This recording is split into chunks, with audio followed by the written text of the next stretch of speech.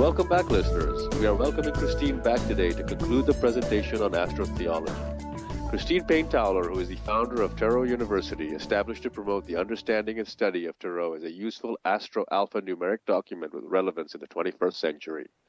Utilizing her scholarship in historical Tarot, she designed the layouts and wrote the interpretive text for the automated online Tarot reading program at the popular Tarot.com website, offering an online Tarot alternative for people who need strong wisdom tools for personal insight near at hand.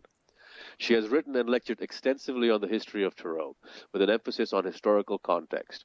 Her essays, videos, and lecture recordings of the past 20 years are currently being transcribed and published online since 2005 via the Tarot Arc Letters, a publication of Tarot University designed for the students of Tarot. Christine is a proponent of the Continental Tarot system. You can learn more about Christine and her work at the website tarotarcletters.com. That is www.tarotarcletters.com. Google Arc Letter and her site should be at the top.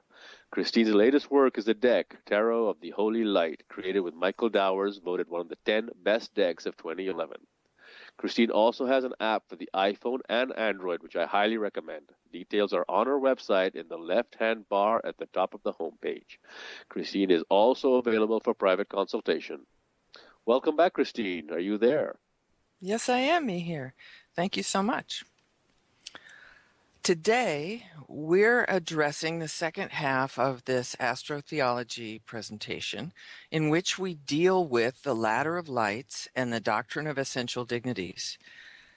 This is such a subtle and complicated paradigm that it has had difficulty coming down through history.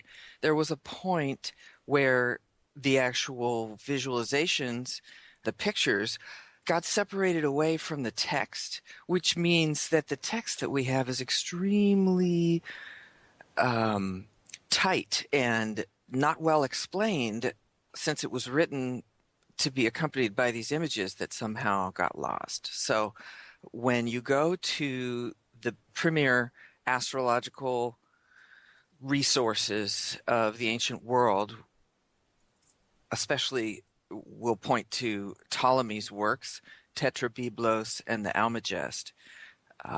You have in verbal form what I'm going to show you in visual form. And by putting these different modalities together, you finally get stereo on the topic, which has been a very difficult thing for people to achieve. Next slide.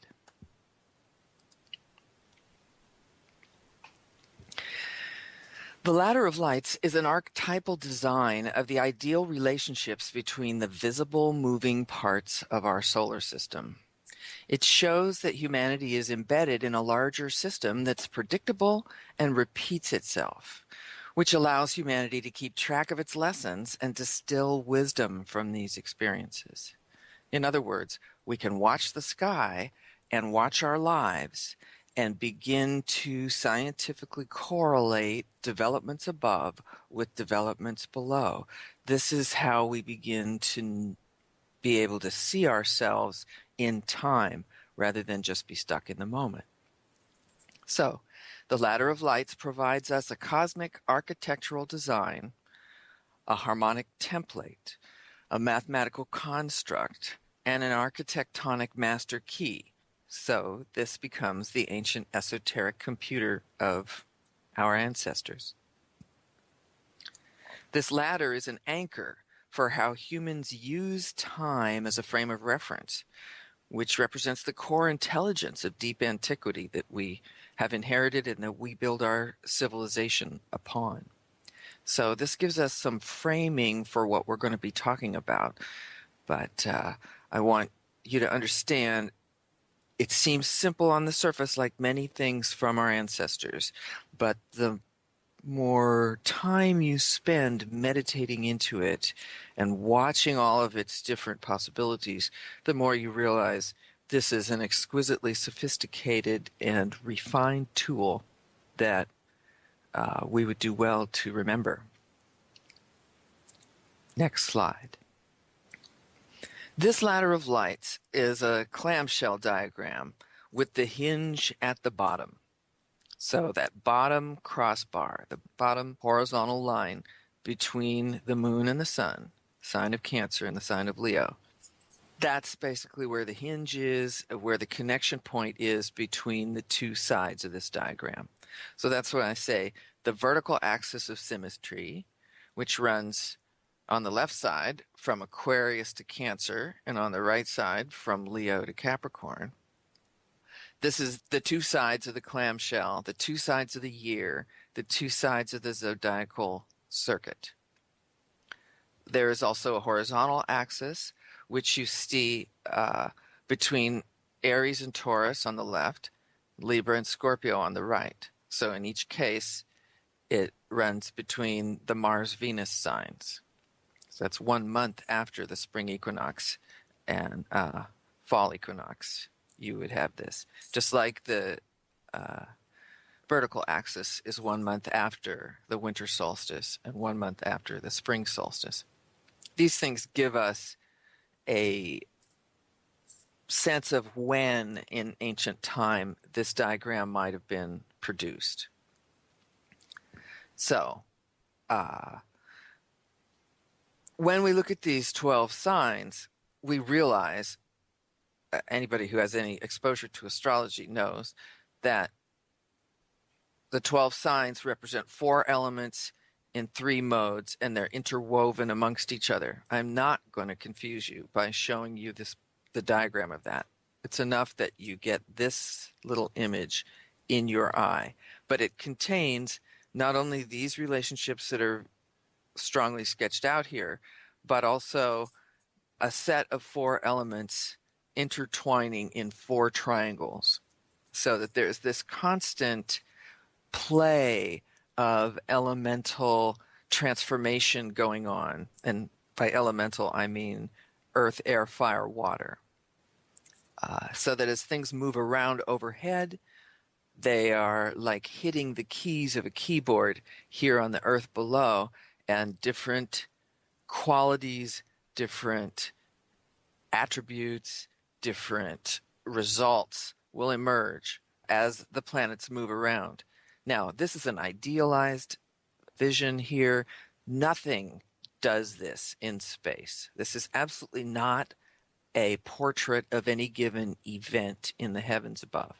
It is instead a spiritual and psychopolitical diagram of the way the divine mind imprints all of its thoughts, which are the signs, the planets, the elements. All these are effects of the divine emanation into matter. Now, that's the theological explanation when I talk about divine forces or creation, creator. This is a vocabulary that comes to us from ancient religions. But I want you to remember that in the ancient times, the religious people were the scientists, and they used theological references for what we now think of as scientific realities. So when we talk about creation or creator, you might as well be saying Big Bang. This is the imprint, you could say, that the Big Bang left on matter. And as we understand from our previous discussion, it is all measured out and rationated according to the sexagesimal grid. So what you see here are the 12 signs portioned out to the 7 what are called planetary governors, the 7 moving parts of the visible solar system according to our ancients. So you can walk straight up the diagram, up the middle, with your left foot standing with the moon in Cancer and your right foot standing with the sun in Leo. And as you step to the next rung, you have the 2 signs that are ruled by Mercury. Step up to the next rung, you have the 2 signs ruled by Venus. Step up again, the 2 signs ruled by Mars. One more step, the 2 signs ruled by Jupiter. And at the top, the final crossbar, are the 2 signs ruled by Saturn. So the age of this diagram seems to be built in because of its basic and fundamental orientation. To me, it looks as if it was made somewhere between the age of Leo and the age of Cancer. These are represent the eras of earthly history when the different signs were rising over the east point on the first day of spring. So I think due to the orientation of the diagram, it must have been made right on the edge between the age of Leo and the age of Cancer. The age of Leo is reckoned to have been circa 10,500 BC to 8,000 BC. That would be the golden age of global warming, last major global warming, which deglaciated most of the habitable world. The age of Cancer would be roughly 8,600 BC to 6,006 BC. So that's the age of the Great Mother and the Neolithic Revolution, the domestication of animals and the settling down of nomadic humanity. So the nadir point, the very lowest point in this diagram, stands exactly between the sign of Leo and the sign of Cancer. And we see the sun and the moon rulership balanced on that point. So I'm guessing we're talking about somewhere 8,600 BC or so, that this then was laid down as a fixed, firm canon of values, and the interpretations of all the different values that you see here become codified, and it's all codified at once. Everything we're going to talk about, everything we talked about up to this point, and everything through the rest of this discussion are all built in to the understanding of the zodiac, all at the same time. Now, this puts me in mind of an illustration that I found in Alexander Rube's book, Alchemy and Mysticism, which comes from the publisher Taschen and is an exquisite, unbelievable collection of art and writings on alchemy. So this is from page 264. I see it as a testament to this exact ladder of lights. What you're going to be, I'll just take you through this diagram from the top down. In an open sky, you see the zodiac overhead, even though it's the full light of day. And the sun and the moon are meeting, literally kissing. It's a conjunction of the sun and the moon. And it appears to fall between the sign of Cancer and the sign of Gemini. So we're saying early spring, new moon at early spring, or late spring, I guess. There's a culmination going on, and this whole tableau that you see is going on below it. So we have a ritual garden in front of some kind of a sacred temple. It's surrounded by beautiful beds of all of the splendors of nature, and there's a set of statues around a central pool. And these statues, there are 7 of them. They stand for the 7 planets. On the far left, you see Diana for the moon, Diana the huntress, then Mercury next with his caduceus and winged feet, then Venus with the child at her feet, then the sun at the center, Apollo with his lyre. To his left is then Mars, the warrior, followed by Jupiter, Mr. Abundance, and finally Saturn, the old man leaning on his stick. In front of them, and even in front of the pool that they're grouped around, is a cherub on a balcony with a giant tub of water. And the cherub is looking at this eclipse reflected in the water. So the sensible divine plan. One hand is pointing up, the other hand is saying, behold, you can see this celestial phenomena reflected on the surface of the water. But down in the corner on the right is an astronomer with a telescope, and he doesn't care. He's looking straight at the sun. And his friend is talking, has 2 friends there that are chattering about what he's seeing. So you see, this image was made in 1676 by Erasmus Franciscus, called Das eröffnete Lusthaus der Ober- und Niederwelt. So something about the transmission of life force from above to below, the overworld to the lower world. Now, these very statues are arranged in ladder of lights order. It's so interesting to see. The moon and Saturn are connected. Mercury and Jupiter are connected. Mars and Venus are connected, and they're all circling around the sun. So this very short but wide rectangle that you see that connects the two Mars-Venus signs on the left to the two Mars-Venus signs on the right, that same pair, Mars and Venus, stand the closest to the sun. The next pair, Mercury and Jupiter, are on our slide as the mutable square. Jupiter in Pisces to Mercury in Gemini to Mercury in Virgo to Jupiter in Sagittarius. The final pair, Moon and Saturn, represent the pair that mark this very skinny rectangle at the center that make the topmost bar with Saturn and the lowest bar with the Sun-Moon signs. So the Sun stands as the center, at the center. He's Apollo in every sense.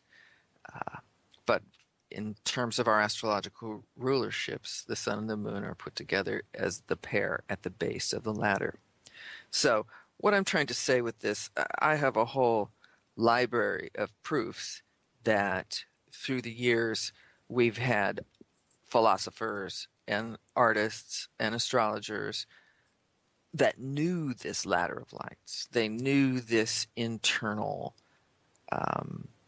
idea that stands at the center of the zodiac, but they would not always say it in so many words, or if they did, the explanation of it was so awkward, and if they couldn't produce an image to go with it, it would be very difficult to fully transmit. So it's simply inherent in the planetary rulerships of the signs. But if somebody doesn't sit down and draw it out for you, you might never see it. So this has been the property of high-level astrologers, priests, philosophers, and magicians, because these are the people who would bother to become literate enough and become conscious enough to dig this out and work with it again. And a wonderful British author with a PhD in the esoterics of music, Jocelyn Godwin, has done a 4-volume set on the Pythagoreans of history from antiquity forward, all the people who have promoted this hermetic, magical, astro-alphanumeric philosophy through Western civilization. But I don't think he himself had this diagram. I don't think Jocelyn Godwin did. He did, however, realize that this mystery was mathematical and astronomical, and so he was able to trace it through that way by finding bits of it in different teachers written and spoken, what they've left behind, their remains, intellectual remains. So, next slide. The three planetary pairs that form the rails of the ladder, the uprights of the ladder, are Mars, Venus, Mercury, Jupiter, and Saturn with the lights, Sun and Moon. So we not only have horizontal bars, which the soul walks up and down as it goes around the circuit of the zodiac, but these vertical bars represent particular kinds of relationship in the overall cycle of the ladder of lights. And what activates this ladder is the motion of the planets moving through, just doing their thing, rolling around the zodiac, going from one place to another in their own rhythms. And of course, each one of these moving bodies has its own rhythm, has its own orbit. So they each have their own year. Some of them quite fast. For example, the moon goes the whole circuit in a month, slightly less than a month. Some of them are much slower. Saturn takes 28 years to get all the way around the zodiac. So the idea of wheels within wheels, or the cosmic clock, is built into the fact that you have, from the point of view of the ancients, 7 moving bodies constantly rolling around. And they only really roll in one direction, which is counterclockwise. This is the grain of time. Time is not linear. Time is circular and cyclical. So it has a specific flow, and it never reverses that flow. One of the things that astrologers have to learn, and it becomes just a bedrock implicit, is the idea of if this, then that, and if this, then that. Because whatever body you're talking about, wherever it's standing right now, it just came from the previous sign, and it's on its way to the subsequent sign. So nothing is ever static. Nothing is ever holding still. Even when you take a chart and try and interpret it, everything is moving while you're looking at it. If you know what you're looking at, you realize you're just looking at tiny, thin, wafer-thin slices of, constantly coiling cycles, all interwoven amongst each other. And so this orderliness that that we desire when we're making graphics and trying to make representations, that's an artifact of our own consciousness that we imprint upon what's actually happening on the heavens. So this particular artifact is a grid that is used to help people orient themselves inside the compass of space-time. And again, it's based on this sexagesimal math. You just don't get this kind of symmetry. Well, each number has its own symmetry. So I don't mean to be dismissive of any other divisor. Of course, in antiquity, every number is a divine entity, is an archetype. But everything that we're talking about is inside the sexagesimal math, which is the mathematics of harmony, the mathematics of light, sound, and all the physical productions that characterize our world. So the point I wanted to make with this slide is that these vertical bars are not things, they're not substances, they are periods of time. So if somebody needs to do, for example, an alchemical working using that long skinny rectangle, using the pair Saturn and the moon, or the connection between Saturn and the sun, or the three of them, you have to, it's a 28-year cycle. If Saturn becomes your focus, it's a 28-year ritual. The first half moving with Saturn downwards through the signs, and the second half moving with Saturn upwards through the signs. Whereas something that you're attempting to accomplish, some kind of energy transfer between Mars and Venus on the very short, wide rectangle, that can be accomplished in just 2 months of spring and 2 months of fall, because of the way this pattern falls into the time that's implied in the zodiac. Every time you see a zodiac, it means a whole year. That means 4 seasons. That means 12 months. That means 12 whole cosmic adventures that have to be lived through in order to get one cycle accomplished. And that's as measured from the sun, that moves 1 degree per day. So again, I don't want you to idealize this as something that anybody can achieve or strive for in their private lives. It's an artificial diagram. It's an imposed lens laid over the stream of time to make sense out of it and to give humanity a way to locate ourselves. It maps the geometry and qualifies the formal planetary pairs, their domiciles, and their complements. And the word complement is a technical term meaning paired opposite, also partnered opposite, because, for example, Mars and Venus are linked as a pair, as a couple, whether they're enjoying each other or not enjoying each other, whether they're actively relating or actively ignoring. whether they're supporting or thwarting. All these things are possible between Mars and Venus, but they are known to be a fixed couple. Same with Jupiter and Mercury, which is why I forgot to point out on that previous slide why you see Mercury, who's androgynous but portrayed masculine, so often in partnership with Jupiter. This is the old myth of Jupiter and Ganymede. Jupiter was pretty polymorphous, perverse. He loves everything.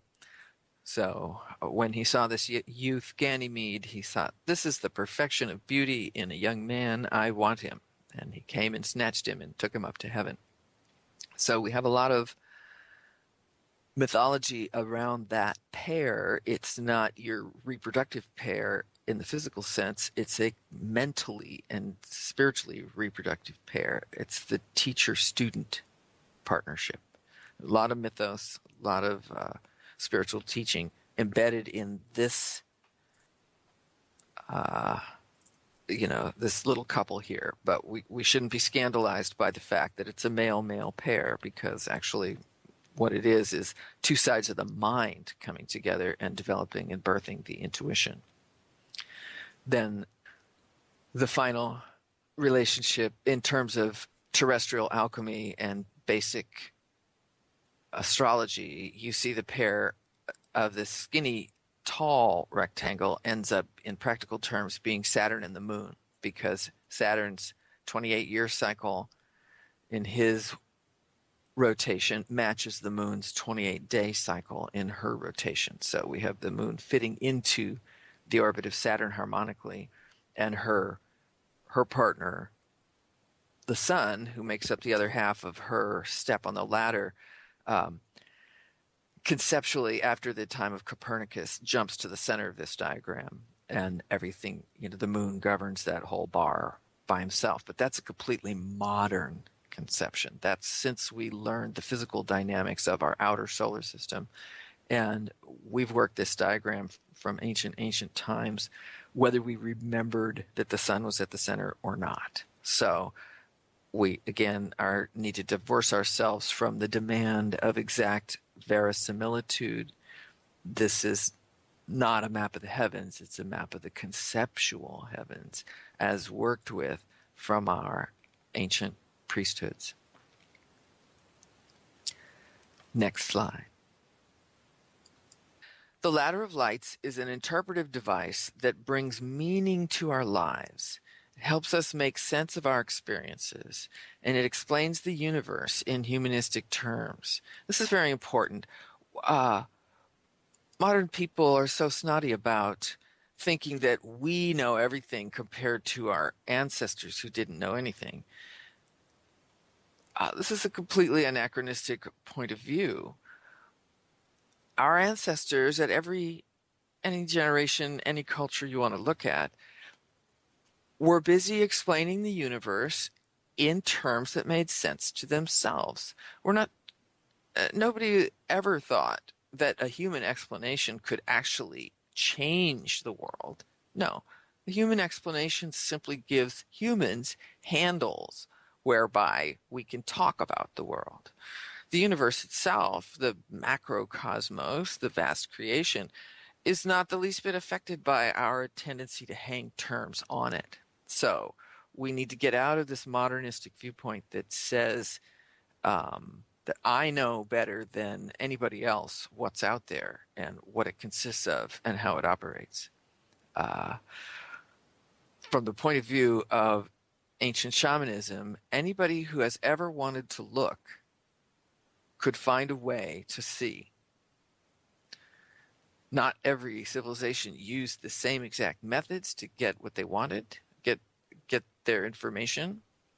So different terminologies would emerge.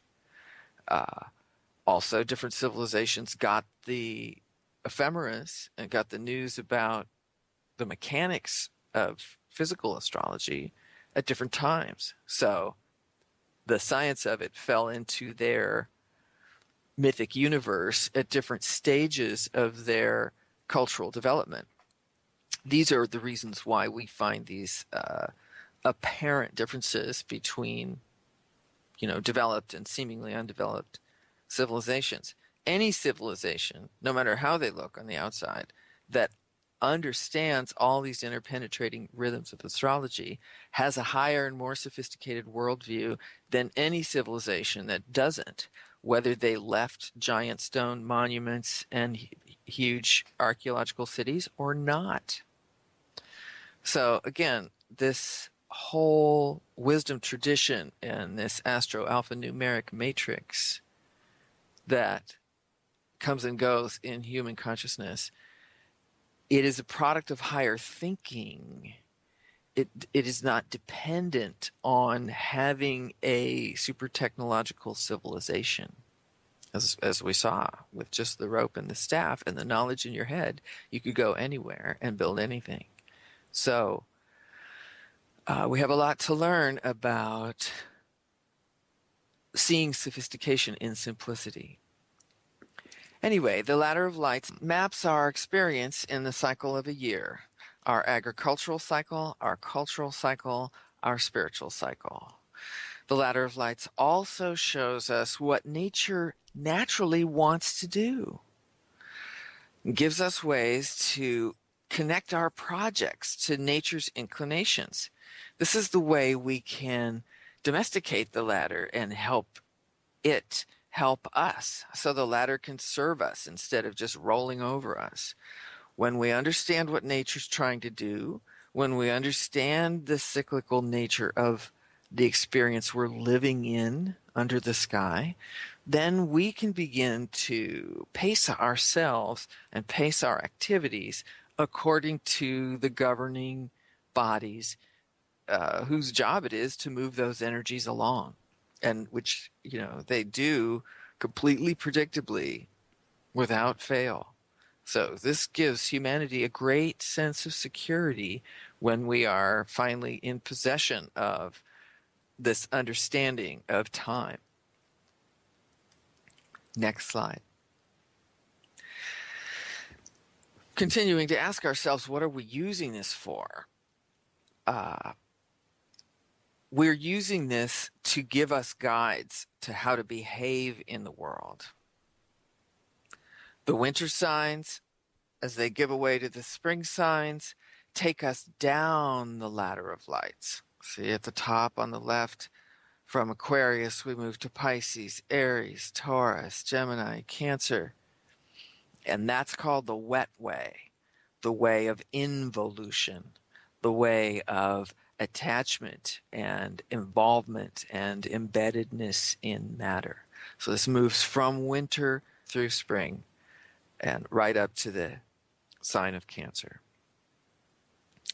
Then the dry way picks up in Leo and rolls us back up across the summer signs and into the fall signs and right up to the winter solstice. 1 month afterwards, it ends at the end of the sign of Capricorn. So we are literally retracing our steps back up the wheel or back around again to the start point, and therefore closing the wheel of time. So every year at the cusp of the sign of Aquarius, we are with the planet that exists at the greatest distance from the central sun, farthest out, coldest time for the northern hemisphere, most detachment, greatest separation, and then bing, bing, bing, as the sun comes down out of Aquarius into Pisces, through Aries, etc., we start burrowing in to the earth, the seasons, the body, and whatever our projects are this year. We have 6 months in which to sow the seeds and create the conditions for our goals. And at that point, we're through the sign of Cancer at the very bottom. The handoff goes to the sign of Leo, traveling back up again and crossing these treads on the ladder again, reconnecting with whatever we brought in on the descending side, on the wet side. And as we connect with those energies again, we give something back. We release something. We hand it over changed from the way it was originally given to us. And in that way, we unveil and release ourselves one by one from the obligations that we took on as we came in. Now, of course, everybody who's listening has survived their first year of life. So you know that this is a repeating cycle that goes over and over. And nobody does a perfect job of it at any given point. And plus, as we know, the different planets are moving at their own rate through this diagram. So 1 year is just an eye blink to the soul attempting to refine and transform themselves through this work. We just keep going around the wheel of time, going through the cycle of the months, and each station along the way gives us an opportunity to process our stuff one more time. Next slide. This ladder of lights actually contains or comprises the ancient understanding of reincarnation. So really, Aquarius is seen as the gate of birth, the gate of the soul when it commits to entering into a new incarnation. Comes through the gate of our incarnation in Aquarius and flows into matter along the wet way of involvement in flesh, time, and space. So we are involving here in the sense of moving from being pure spirit to materializing. And as the soul descends the wet way, it assembles its energetic personality vehicle by taking on the qualities, tendencies, attributes, and preferences of the planets. So it gets a little endowment from Saturn in Aquarius. It gets a little endowment from Jupiter in Pisces. It gets a little endowment from Mars in Aries, etc. Venus in Taurus, Mercury in Gemini, Moon in Cancer. All of this gives you the armature of your personality, or the different lenses that your psyche will use to look through while doing the work of the different planets.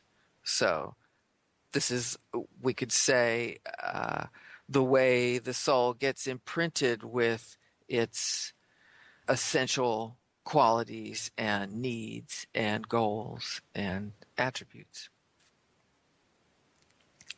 Next slide.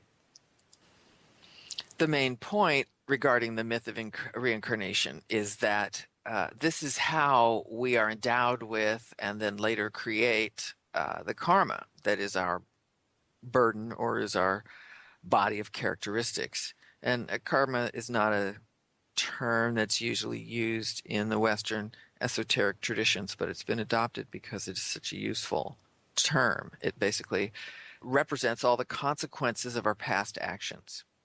So it's neither good nor bad. It's not there to be judged. It doesn't make judgments. It's not personified. It's the body of inclinations and impulses and momentums, past creations, beliefs, just everything that we have in our aura that shapes why we do what we do. And depending upon how we work with that, either we're trapped in, continuously recreated pre-existing conditions of our own imagining, or we're unwinding ourselves by dispelling myths and seeing clearly and recognizing our true nature as an immortal soul. So again, on the downward spiral, we're identifying with matter. On the upward spiral, we are letting go of those identifications.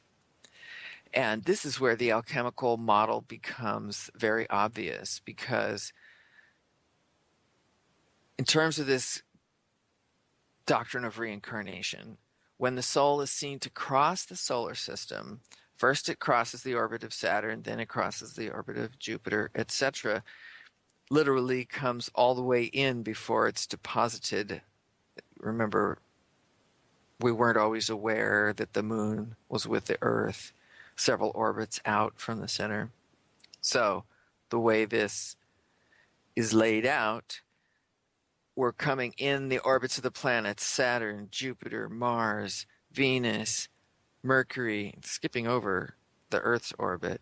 Moon is at the bottom, and then bang, we're at the center of the solar system. Again, as I said, it's not realistic. It is the image of a purified, mathematically perfect ideal. So once we've come down the wet way, we're born through the womb of Cancer, and you become a human. You are now in your body. You are now subject to all the laws of time and space. You are now suckling at the breast and fighting for your life. And you have totally transformed yourself from an invisible spirit into a creature of time and space. So if you think of the soul as collecting the alchemical metals coming down, then those metals come out of the ground or out of the mythical mines in ore fashion, in the form of ores that have to be smelted and have to be transformed in order to be useful. So this is what we do as we're on the wheel. We smelt the metals that the planets have given us, at least from the point of view of the alchemical terminology, and we distill out or separate out the pure metals of the 7 planets, and we throw away the dross being the garbage, the unusable materials, and concentrate what we were given into what will later be coinage to pay back these same planetary governors when we're getting ready to get off the wheel of karma. So the soul evolves through many cycles on the ladder of lights, struggling in the alchemical furnace until the pure metals have been separated from the dross. The dross represents ego attachments, false identifications, everything that has to be broken down, released, and outgrown. After much drama and trauma, the soul can mint the coins of the planetary governors and pay its way off this mortal coil. Next slide. Now we've come to the dry way. This is the way of disentanglement, the way of detachment, the way of releasing the soul back into its formless, timeless nature. And so here the soul flows back towards the undifferentiated light on the dry way of detachment. This is the path of evolution, contrasting to the involution before. Now you notice there's no evil here. It's not like evolution is contrasted to devolution. No. Evolution has to do with growing towards the soul. Involution has to do with growing towards matter. Both sides have to be done. This is just like systole and diastole of the heart. To have a full experience in this world, you have to both enter into and be able to detach from all of the experiences that life has to offer. So we have to be able to move through this world in all of its different manifestations and not be fooled by what we're looking at, and gather those things that will contribute to our spiritual evolution and eventually organize them so that we can pass the test of those allies, our solar system companions, who loaned us their qualities in the first place. So the soul is clothed by the planets along the wet way, and it must surrender its veils when it walks on the dry way. This detachment and disengagement relieves the ego of materialism, stuck emotions, stuck opinions, and all the programming that the outer world wants to put on us. As the soul ascends along the dry way, it returns the qualities and characteristics it receives back to its rulers, or those to whom it owes allegiance. And that's basically the 7 planetary governors. And at the top, there is again that chance to ask the self, do I wish to continue this incarnation? Do I wish to continue on this path of lessons? Or would I like to step back out of the body?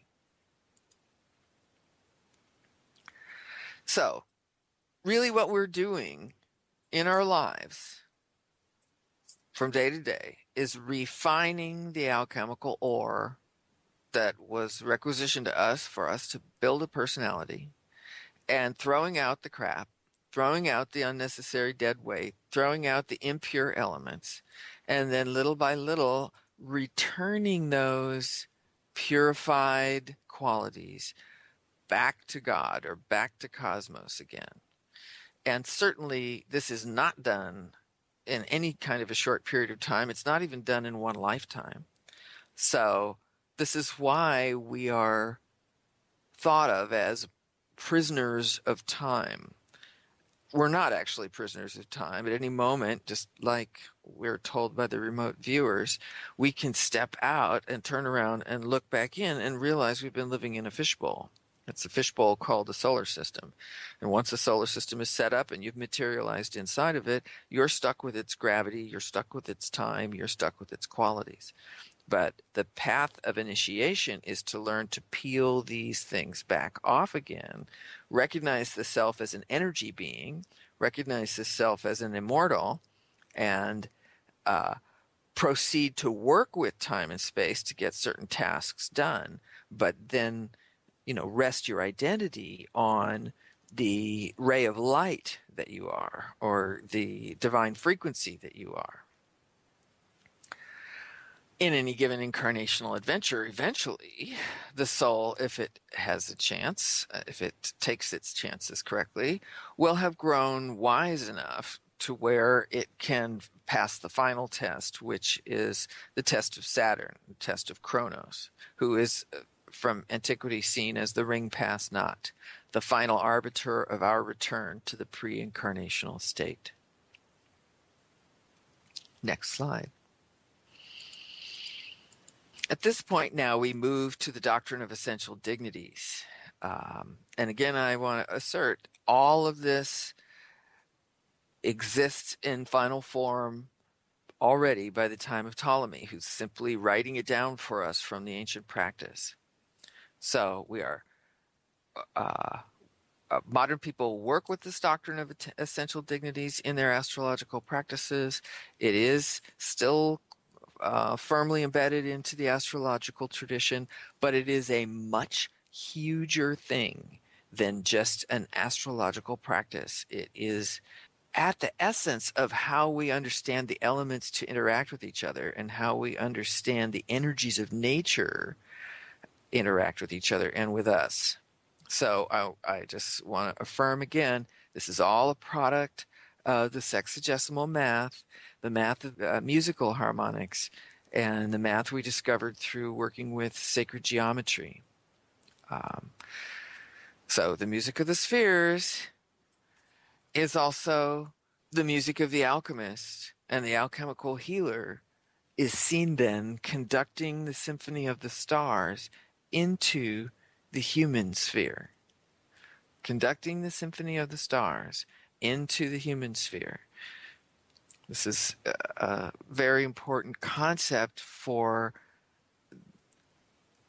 getting inside the hologram of the astroalchemical healer. Next slide. Now, the doctrine of essential dignities, which we have seen in that construct called the Ladder of Lights, maps all of the formal variations of relationships that exist between the signs and their planets. So on the Ladder of Lights, we saw the basic rulership pattern, how the planets distribute through the signs. It also shows the essential relationships between the planetary pairs. That's how they get tied up into their rectangles. From this, we derive the sympathies and antipathies, which are broken out under the titles of falls, exaltations, detriments, complements, domiciles. These are all technical vocabulary that you find in astrology, but you also find in alchemy.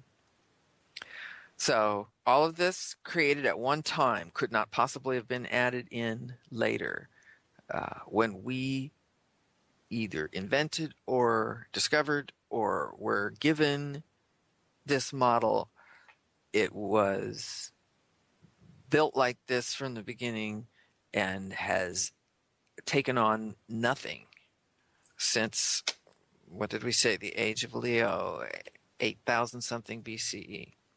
So there has to be something in it that conforms to reality, because we may have forgotten it, but every time we find it again, we're edified by it. So there's something here that connects with reality with a capital R. Just to recap this doctrine of essential dignities and make sure that you sort of have a feeling for it, these are the standard relationships that obtain between all the couples. They have a number of different interrelationships based on their pairings. As I said, it's Moon, Saturn, Jupiter, Mercury, and Mars, Venus. And so each one of them has its primary domicile, which would be the two signs that it rules completely. For example, in the case of Mars, that would be Aries and Scorpio. In the case of Venus, that's Taurus and Libra. It has one on each side of the ladder of lights. So Mars's place on the wet way is in Aries, and his place on the dry way is in Scorpio. So if we're in the wet way, his primary domicile is Aries, and his secondary or similar domicile is Scorpio. If we're on the dry way, his primary domicile is Scorpio, and his secondary domicile is Aries. We have to pay attention to where we are or where we're trying to place ourselves on the wheel in order to know which way to use the planet, which sign we're working from, its position on the wet way or its position on the dry way. So then the complement of a planet will be its primal pair. The complement of Mars is Venus. And the complement on its same side of the zodiac, the complement for Mars on the wet way is Venus in Taurus. The complement for Mars on the dry way is Venus in Libra. So they're in good relationship when they're on the same side of the zodiac with each other. They're in difficult or detrimental relationship where they're on the opposite side of the zodiac from each other. So even though Venus is naturally the spouse of Mars, she's good with Mars, he's good with her, they have good treaty relations between them, but if you're trying to do something with the energies of Mars in Aries, you don't bring in Venus in Libra or anything in Libra, because that will bring about the detriment rather than the complement. It's a very important consideration that when astrologers, astronomers, and astral healers and magicians lose this understanding of complement and detriment and how these planetary pairs work, they lose the ability to do harmonious healings, and then they're stuck with allopathic methods that are all built upon these opposites where the energies clash and are in tribulation together. We don't want that. We're trying to look for harmony. At least that's the point of the sexagesimal math. Now, I mentioned on the slide that the exaltation and debilitation relationships are not derived from the ladder of lights, but I secretly suppose in the back of my mind that they originally were, and that sometime before the time of Ptolemy, things were changed. I am not going to bother your mind with this right now, but the relationships of exaltation and debilitation have to do with whether the planet gets to gather more light than its usually has, or whether it's forced into a condition of lesser light or least light, which will be a difficulty for it. So there's positions for each planet in the zodiac where it's either more illumined, which we call exaltation, or it's greatly non-illumined, which we call debilitation. So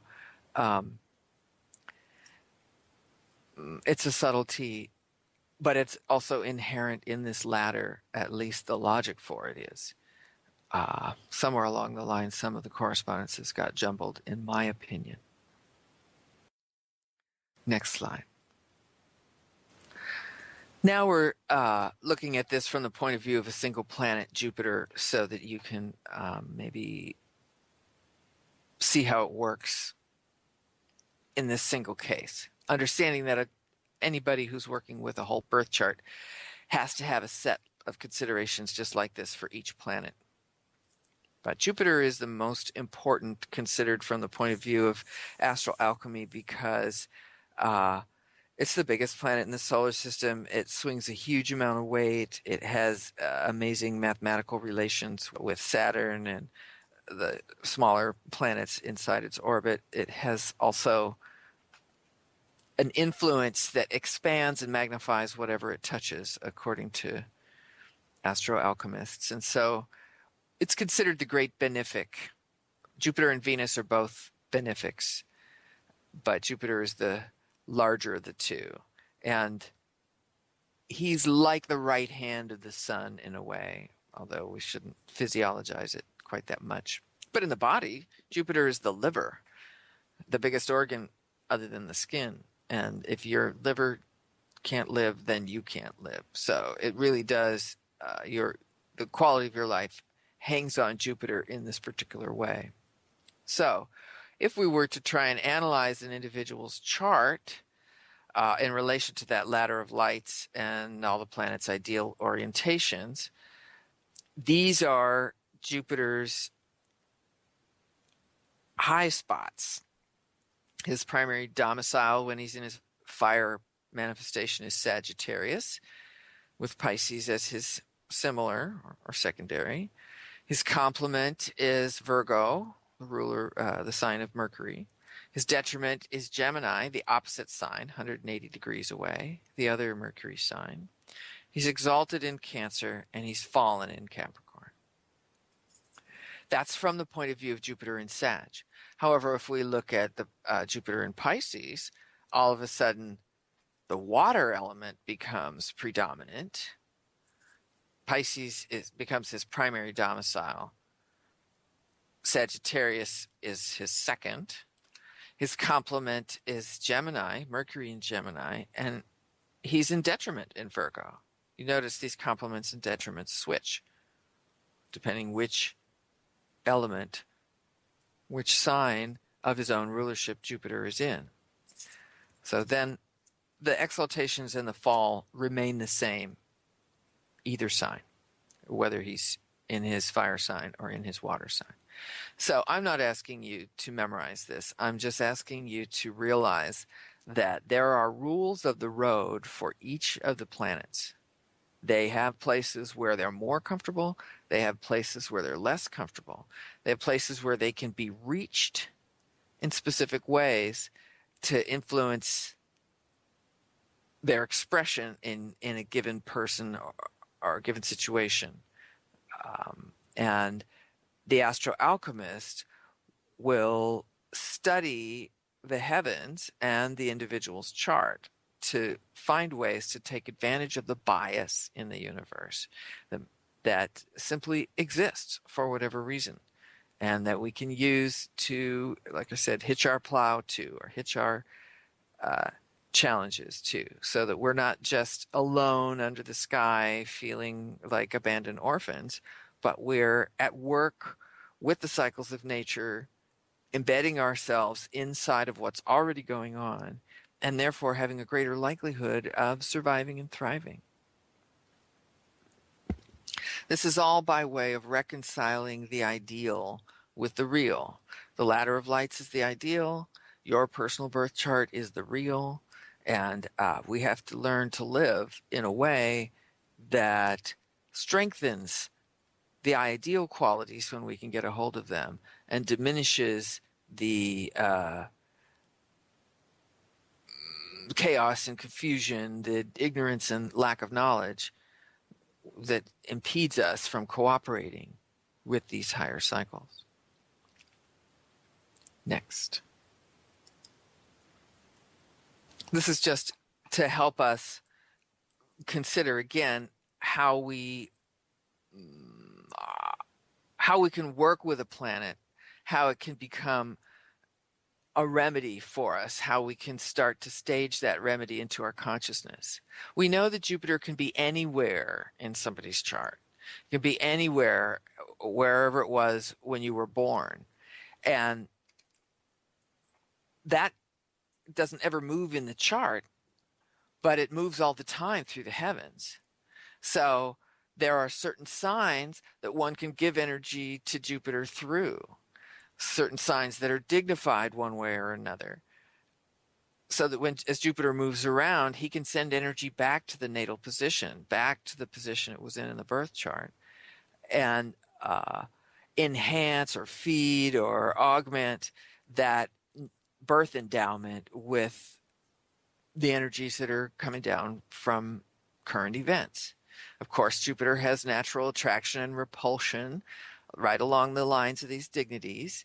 Those are Jupiter's biases. You could consider them political treaties he has with his other buddies in the set. And, it's important for us to observe those things because the planetary energies work the best when we take these considerations under our belt. So the main thing to realize is that Jupiter has 6 signs where he is affected one way or another, and 6 signs where he's completely neutral. And, there isn't any particular load that he's carrying or agenda that he's doing. So it is not a constant barrage of, oh my God, what happens if I didn't check my Jupiter today? It's not happening that fast that a person needs to become neurotic about the changes in the heavens and the changes in their chart.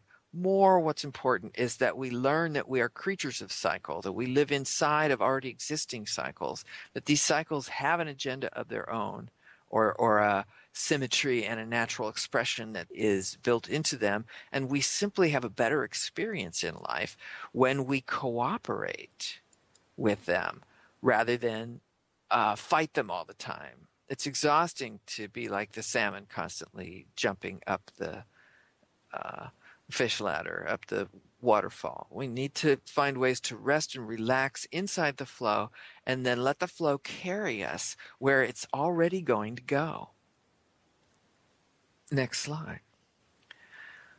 This is where we get to the place of the astrologer as the alchemist, as the healer, as the midwife of nature. If nature's already trying to do something, which we may or may not understand, but an astrologer can help us be more cooperative, then suddenly we fit better into our experience and things make more sense and we feel more organized and coordinated and calm. So the astrologer is actually the midwife between the individual and the cosmos, or between the circumstance and the cosmos. It's the astrologer who mediates the tension. Now again, the slide is written with Jupiter in mind. Jupiter's ideal orientation, Jupiter in the birth chart position, and transiting Jupiter in the heavens. This approach makes the birth chart the fixed point of fundamental reference when trying to examine or investigate and adjudicate what to do about a Jupiter problem. We stack our thinking from the point of view of the native, the person whose chart we're looking at, with the lens of the ladder of lights over the top of it to analyze the natal condition and what they're already dealing with as their private endowment. Then we look outwards to Jupiter in the sky to see what is being offered, what Jupiter is currently working with, and what kind of condition he's in, so that we know what we have to do with him. Basically, all these considerations just set us up so that we can begin to, make a choice how we're going to proceed. Once we have drawn a bead on the birth chart or the condition we're trying to remedy, then we have to make these more fine-tuned determinations. Are we going to go with the doctrine of affinities or sympathies, where we use things that are in complete harmony with Jupiter in the chosen sign, like Jupiter in Pisces would then be the primary in his water sign, the complement is Mercury in Gemini, the exaltation is Jupiter in Cancer. Those are ways we can activate the affinities, or we can go over to the opposite side and activate what we call the detriments, but they will have completely opposite effects. The sympathies will attract, harmonize, mollify, support, and complete the planet. They will assist the planet. They will amplify the planet. They're going to add energy and positivity and support. Whereas using the other three set, the antipathies, you will repel, destabilize, attack, and undermine the planet and affect it through the negative channels, including using his spouse from the perspective of the opposition, Mercury from the detriment position. All of these will steal energy from Jupiter, take away his grounding, take away his strength and potency, and make him feel undermined and possibly even completely quashed. I'm not a big fan of what's called allopathic medicine, which is using the antipathies in attack mode to somehow demolish or utterly squelch the problem. I think that you're not trying to kill your liver in your body. You're not trying to kill your optimism in your psyche. Medicine by antipathy is dangerous to the person it's being practiced upon, and it's dangerous to the balance of the psyche.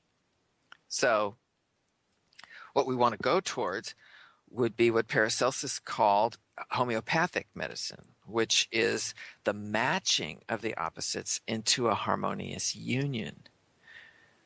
So, of course, the first decision is which domicile you're going to be working from, therefore which element you're working within, therefore which group of qualities you can constellate.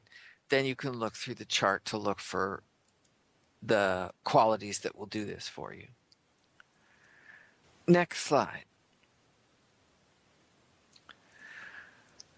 What I'm trying to emphasize here is that when you fail to take into consideration this issue of complements and detriments, you can create what looks like a watertight approach to what is your defined problem, but you may irritate the problem rather than resolve it, because you haven't thought about this issue of, primaries and secondaries, complements and detriments, exaltations and falls. In the case of Jupiter and Mercury, you can't say they're always perfect for each other. Sometimes they make each other crazy, just like spouses in the world. You can't say they're in every case support and benefit each other. Sometimes they're like acid against each other because they know each other's secrets. They know each other's Achilles heel. They know each other's weak spot. So it is just like trying to get individuals to get along in a big family unit. Finding the harmony inside of a given birth chart, whether it's the chart of a person, the chart of a corporation, the chart of an event, finding the harmony and learning to apply the levers that will open the potential. This is an art. It's the art that rests upon the science. It's the missing capstone on the pyramid. It requires careful judgment on the part of a living soul. This is why I don't think it's something that will ever actually be done by computers. Next slide. So we're back to just understanding the astral healer's challenge here. This is the point where science becomes art. When we use the ladder of lights over a given chart, look for ways to use cycles of time to adapt and transform the individual psyche or the life of the enterprise, then you need an extremely subtle assessment of all these moving qualities coming and going in order to discriminate the best choice among multiple options. In other words, to become this kind of scientist, to become this kind of theorist, to become this kind of healer, you have to leave the black and white universe behind. You have to step out of a worldview of polarized opposites, because whether they're getting along or whether they're not, each of these pairs produces a climate between them, a constantly changing climate between them. And it is the interactive of all these climates and moving bodies, the interactive point, the interaction of all these moving planets, that creates one individual psyche, which would be like one atom in the universe of consciousness. Because everything's moving, everything's changing, there is no set way, and the ideal that we have for how these things interact will never be realized in the physical universe. Our tolerance for ambiguity, our tolerance for mixtures of good and bad, mixtures of positive and negative, involutionary and evolutionary, has to rise if we're going to be thinking in these terms, and we have to come away from the strict 90-degree angles and black and white thinking of whatever might be our historical methods, so that we can open ourselves to the great moving cosmos and all of the colors of the spectrum of light, which segues from the brilliance of the sun all the way to the blackest pits of darkness and everything in between. And none of these things are judged except for in context. And in context, it's the spiritual artist who comes to this dialogue, not the judgmental moralist. Next slide.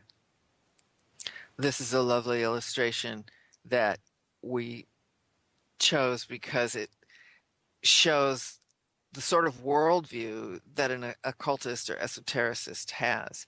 Now, this is based on 8, right? It's the compass points and the in-between points. So we have glyphs from a number of different traditions here, including Chinese characters. So I'm not trying to teach anything from this other than to use it as an image of the mind of the alchemist, attempting again to use spiritual templates to envision the interior world of the psyche or of the soul. Next slide. Now we're penetrating deeply into the concepts of ancient alchemy, and we're basically discriminating terms here. The doctrine of essential dignities, illustrated by the ladder of lights, is embedded in the astrological practice, but it is not simply owned by astrologers. Alchemists, healers, philosophers, religionists, and navigators of the past have all depended on this structure to move around in their physical and conceptual universe. In particular, the alchemist has psychologized the ladder of lights and the doctrine of essential dignities for the sake of applying it to humans. But the alchemist is doing something different than the regular predictive astrologer. The predictive astrologer, or the interpreter of birth charts, for example, is doing something called divination, which is also done with bones and stones and tarot cards and yarrow stalks and all kinds of tools, dice. Divination is the attempt to understand the divine will, understand what creation is trying to accomplish, understand what is naturally unfolding without human intervention. Okay? This is nothing bad about divination. I'm saying that is its paradigm. That is its worldview. To attempt to read the mind of God and determine what the divine plan is now doing. The alchemist, on the other hand, wants to take it a step further. The alchemist wants to insert their own will into the situation and move the progress of things along, speed up the process of time or speed up the rate of disintegration, speed up the stages themselves towards a particular goal. So a diviner doesn't have a goal other than to look at what is, but an alchemist or a healer of this stripe, somebody who feels they have their hands on the actual working aspects of the model, is trying to do more than just look at what is. They're trying to project what could be. They're trying to emphasize certain potentials, make them stronger, bring them closer to the surface. They're trying to de-emphasize certain other potentials and diminish the possibility of their manifestation. So this is, as I said before, the alchemist is conducting the symphony of nature, the symphony of the stars into the human body and into the human sphere. So this is a very different kind of activity. Next slide. Here we see some of the symbolism that you're going to encounter in alchemical art and alchemical treatises, alchemical talk. So there's on the left the 4 elements. You notice that same 8-fold star that we saw in the backdrop of the last image. Symbols for life, death, earth, and spiritual fire, different than terrestrial fire. Also on the right, here's another version of the tetractys. Only this one goes from 1 to 2 to 4 to 3. It shows you how the vocabulary of elemental magic actually creates these 3 substances of alchemy, salt, mercury, and sulfur, which are obviously compound substances. And again, not literal, but symbolic, speaking to the ideal plane or the principles behind manifestation, the vibratory and resonant light, sound, and color frequencies, which then slowly precipitate into matter. So this is some of the spiritual logic that you can just see here. It takes thousands of words to talk about what we can just look at as a diagram here. But this is just to help you understand the level of sophistication that's built into these symbols. When the alchemists talk to each other in these tight little equations made up of these kind of glyphs, they're speaking of these huge multi-generational concepts that have been passed down and refined through the eons. Next slide. So I'm emphasizing here how the alchemical astrologer is looking to change things, outgrow fate and karma.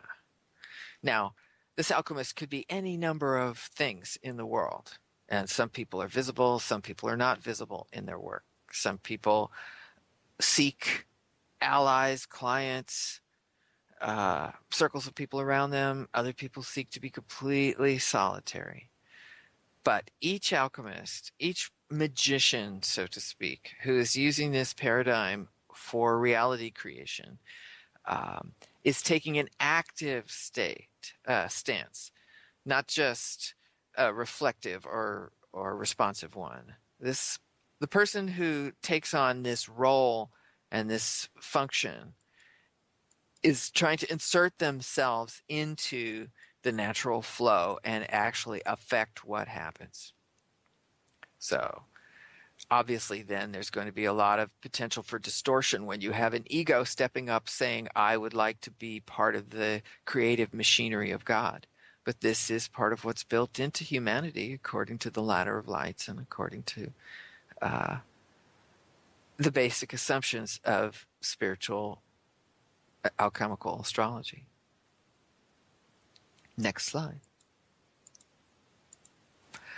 This just is to remind us that of the planetary metals that are connected with the planets themselves. Saturn is lead, Mars is iron, Venus is copper, and etc.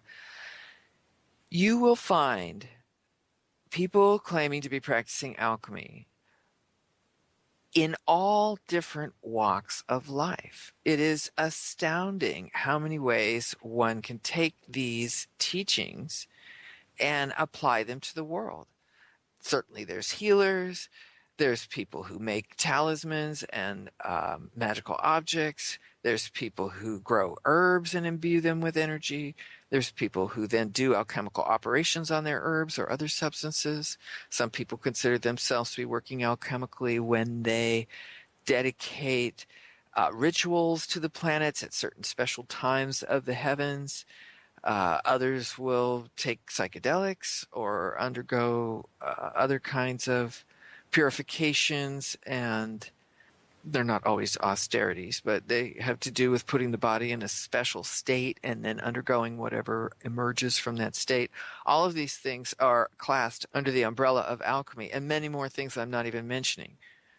But the written language of alchemy is spoken in the terms of the metals, the operations you do on the metals, operations that may take a period of time, they may involve many steps, they may put the operator through a number of changes, but everybody's using this veiled vocabulary of doing things to the metals.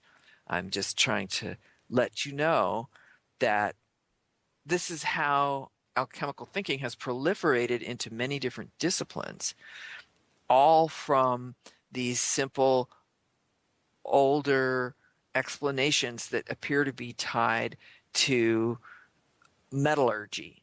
It is not absolutely not limited to metallurgy, although many of the metaphors were taken from there. It is absolutely not limited to organic chemistry, although many of the vocabulary and even the instruments and tools are shared. Different alchemists will use this basic vocabulary to jump off in different directions. And so I don't want you to be confused when you look at alchemical documents and they're talking about operations with metals. Remember, it's all astrological.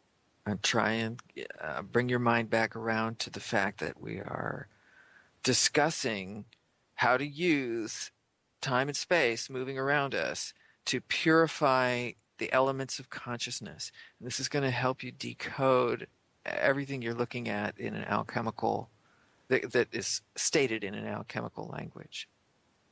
Next slide. Here's some more images. At the bottom row, you actually see the glyphs that the alchemists use for the planets, and they're a little bit different. Like that Mars is a reversed Venus. Sometimes people get confused on that because that symbol also has been copied for a couple of other uses as well. You again see the sulfur, salt, and mercury, the composite elements or principles of alchemy, the elements again. So I brought this up mostly to show you another version of the ladder of lights. Here they are standing again in the exact order that you saw them in that German imprint that we looked at earlier.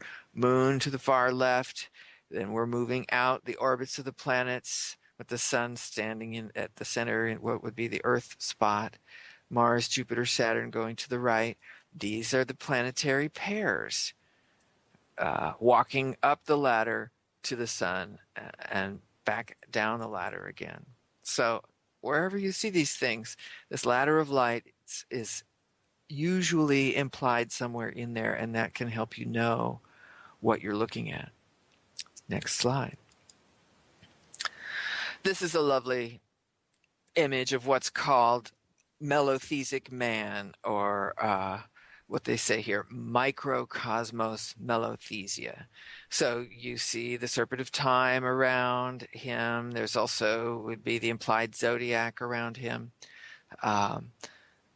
And the zodiacal signs have actually clustered in up and down his backbone so that you could see the parts of the body that are ruled by each of these signs in the zodiac. This basically tells you the body itself is the alchemical vessel.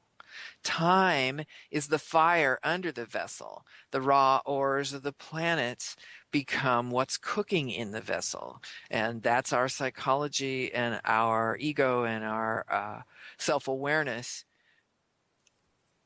awakens as these energies cook in our body through the cycles of time. Therefore, the natal chart becomes a recipe that the soul is assembling in time through having experiences in a body. The soul is the actual alchemist. The body is its product. The natal birth chart is its unique vibrational signature, its endowment from the planets. And the alchemical metals are continuously circulating around, hopefully smelting down to the point where we can put our personalities in order, learn our cosmic lessons, and possibly get off the wheel of reincarnation. But as long as we're still on the wheel, then we are living in the mellothesic body, and we are constantly being affected by all the changes that are coming and going around us in space. Next slide. Now we're getting down into the essential theories of astrological healing. If each individual is a microcosm of the cosmos itself, then the movement of the planets and signs through the heavens produces internal weather on each of us. Each one of us then is moving with the planets above us, whether we enjoy it or not, whether that's compatible with our charts or not. So this is where you really understand the alchemist as the midwife to the soul, because it's the alchemist, or the astrological alchemist, the healer, the astral healer, who is balancing and harmonizing these constant changes driven by the planets and moving through our astral bodies.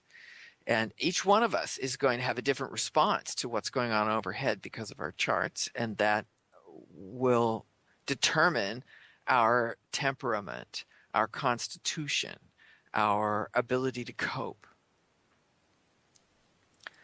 So with these raw materials, thought of astrologically and alchemically, we either heal ourselves or destroy ourselves. We either find harmony and evolution, or we get lost in the mud, the blood, and the beer, so to speak, of this material plane and all of these limits that are on us because of the bodies that we have.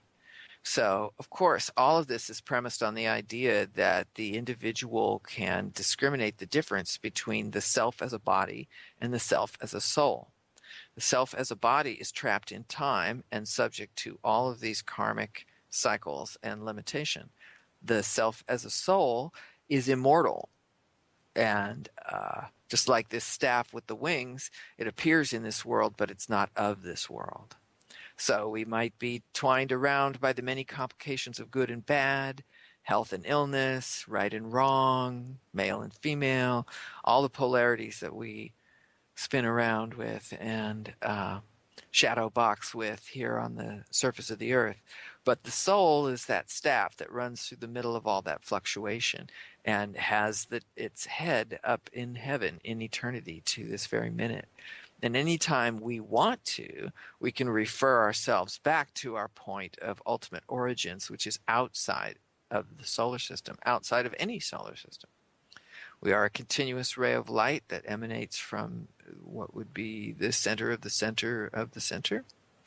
And whatever experiences we might have as we move through different arenas of time and space, those belong to our solar system incarnations. But what do they say? What happens in Vegas stays in Vegas. What happens when you're in a body leaves the soul when you leave that body. But the soul doesn't lose its lessons. So what has been engraved into the soul goes with it when the body is done. But in the meanwhile, we're stuck with our own astral weather, our own character, our own destiny, our own temperament and constitution as dictated by the vessel we constructed for this incarnation's experiences. So part of the goal of astroalchemy and astral theology is to learn to stop fighting with time and space, stop fighting with the body, Let's just get square in the saddle and work with it. Next slide. So really this slide is about the work of attunement, which, as I said earlier, is not about making life into right and wrong, good or bad. Everything is about your own temperament, your own constitution, where you are inside of your own ecology, and how you can work yourself within the larger cycles of nature without wasting time and energy trying to lay your own will over the larger process. So generally speaking, the astral alchemist or the energy healer will say a large part of healing has to do with putting down our dukes and quit fighting with ourselves and quit fighting with nature. And this is again why we're moving in the direction of attunement and away from domination hierarchies where one attribute fights down another, or where we have to use the allopathic medicine of opposites to get things done. That, just like war is a failure of diplomacy, allopathic medicine is a failure of alchemy. We want to move away from the black and white checkerboard and get into the subtle cycles of both nature and cosmos so that we could go back to our original constitution, which is to be harmonious with the light. And again, I just want to emphasize subtle changes in the heavens mean subtle pressures on the psyche. You just can't meditate on that enough. There's a huge mystery there that we need to get better acquainted with. Next slide. Here I'm simply emphasizing the fact that we're not in a binary system. Tolerance of ambiguity is essential. Keeping balance is the goal. Really, we are trying to bring about the sacred marriage between the left and right half of the brain, between the male and the female within us, and embracing all of the gradient and radiant stages in between. Next slide. Now we understand mellotheisic man a little better, the idea of constitution, temperament, and the body as a calendar, the body as the container of the zodiac. This just lays it out for you now in an even more interesting way. This is a specific alchemical diagram of the bodily year. And so very interesting to me to see the way they've not only gendered it, but emphasized the cyclical dynamics and kind of laid out the process for us of creation, expansion, exaltation, and destruction. All of this going through the cycle of the year and the cycle of the body. And of course, we have an image here of androgyny, which would have been taboo to show in a religious context, but the alchemists found ways through their imagery to talk about this.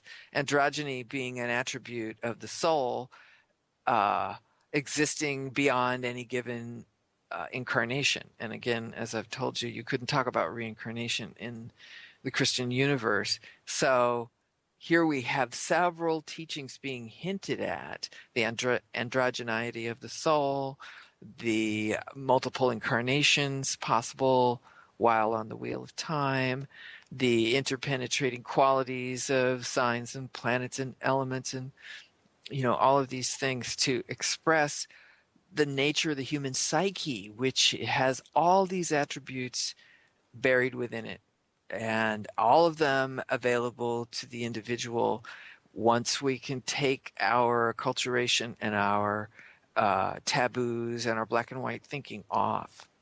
So you can see these people were thinking in very enlightened ways and using simple principles to express this extremely subtle insight.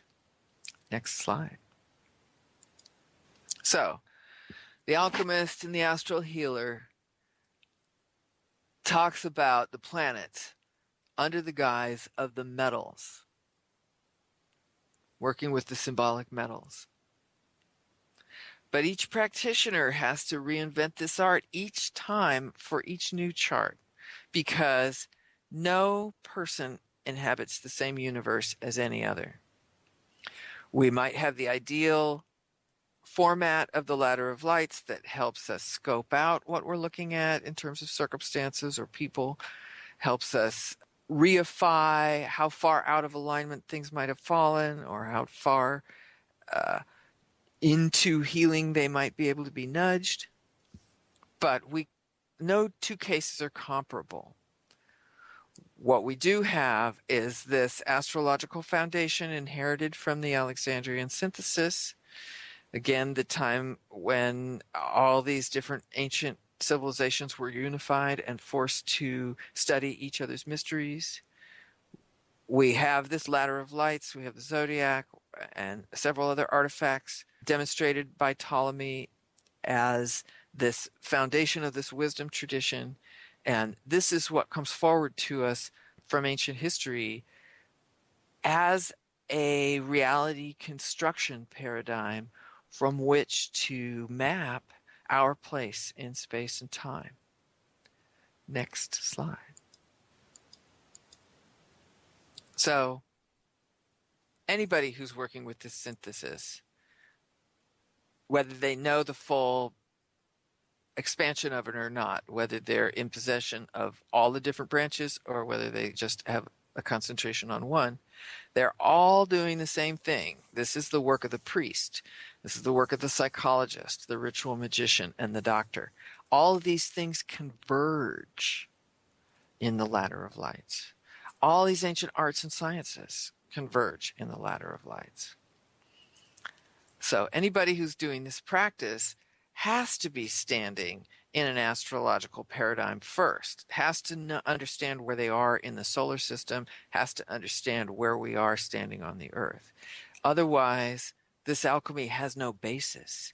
It isn't a made-up something that somebody channeled one day and we all adopted. It is the mechanism of the solar system. This is the science of the ancients. And it expands out as far into the cosmos as we can look, and it telescopes down right into our own bodies. So all of this work and all of this understanding is there to connect us with the greater cosmos and to bring the cosmos down into us. And therefore the implication is, when we heal ourselves, we heal the cosmos. And when the cosmos moves through its transformations, it can be healing us. It's a two-way flow, and we stand, like the alchemists of old, at the intersection where these energies get transformed from micro to macro, from physical to psychological to spiritual, from one element to the next as we move with the planets through the wheel of the year. It's an endless paradigm. It opens in all directions. It contains all the esotericism of Western civilization. And this is what I believe we received as our inheritance from not just our ancestors from the past, but perhaps our own extraterrestrial selves or those who came before and brought us to this planet. This is all part of that gift that the wisdom tradition says has been with humanity since we came into this world, however you identify that. So I want to thank you for listening to me, listening to our presentation, and taking on this complicated but extremely interesting material.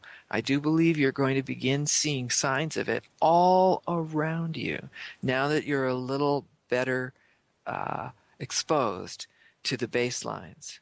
This paradigm has permeated all of our civilizations. we can learn a lot about things we have always taken for granted by beginning to turn around in our own auras and look at the world this way. I am not saying that the world is limited to these ingredients. I am telling you this is the oldest and strongest model, world model, or this is the most long-standing of the intellectual structures in historical esotericism. Everything else builds on top of that. So even with the modern alchemy as expressed in many different ways in popular discourse, even with the interstellar alchemy of our current theorists and visionaries and farseers into the future, this model goes with us wherever humanity lands on a solar system. This sexagesimal math applies to us from the deepest antiquity into our furthest future experiments. We don't want to eliminate any of the other numbers and how they might divide the world and the amazing realizations we might have from looking through those other lenses. But this sexagesimal grid is a possession of humanity that we have lost and gained so many times. I just hope we can carry it forward with us as we transition into these next coming times, because we don't need to reinvent this wheel. It's all here for us to use. Thank you, Christine, for sharing your life's work and extensive knowledge with us today. We look forward to hearing more